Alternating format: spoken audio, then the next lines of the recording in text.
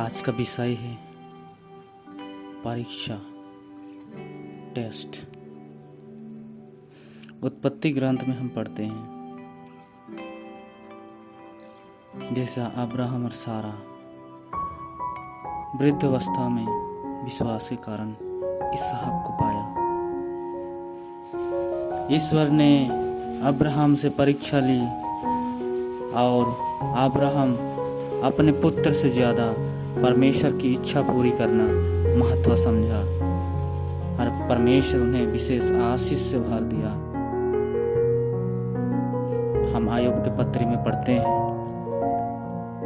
कि किस हद तक आयुब की परीक्षा ली गई। उसका सारा परिवार छीना गया, उनका सारा धन संपत्ति तबाह हो गया, उनका सारा शरीर फोड़े से भर गया, फिर भी वे अपने ईश्वर को तुच्छ नहीं जाना, बल्कि उसे उस कठिन समय में भी उसका धन्यवाद दिया। और आयुब ईश्वर की दृष्टि में खरा पाया गया और परमेश्वर उसे 2 गुना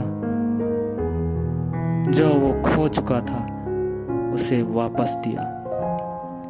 परमेश्वर हर विश्वासी के ऊपर परीक्षा आने देता है कि हर एक उसके विश्वास में और भी खरा उतरे। उनका परीक्षा के द्वारा हम विश्वास में परखे जाते हैं, क्योंकि यीशु भी 40 दिन उपवास करते समय उनका विश्वास का परीक्षा लिया गया। परीक्षा से धराई नम्र उत्पन्न होता है, जैसे आयुब धैर्यवान और नम्र बना और उन्हें आशीष और कृपा से उनके जीवन भर गया। वे जो खो चुका था उसे 2 गुना वापस दिया गया।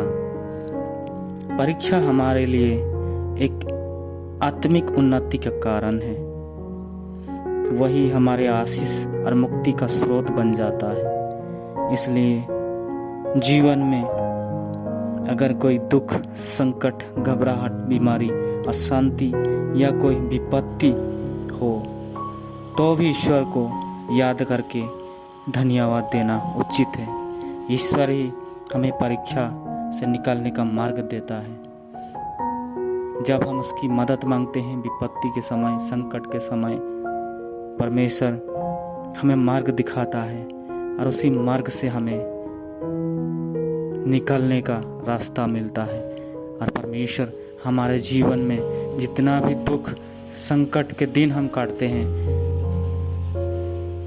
उन दिनों से परमेश्वर हमें प्रचुर मात्रा में आशीष कृपा बन जाता है और हमारे दुखों की घड़ी को हम भूल जाते हैं और परमेश्वर हमें 2 गुना आनंद हमारे जीवन में लौटाता है।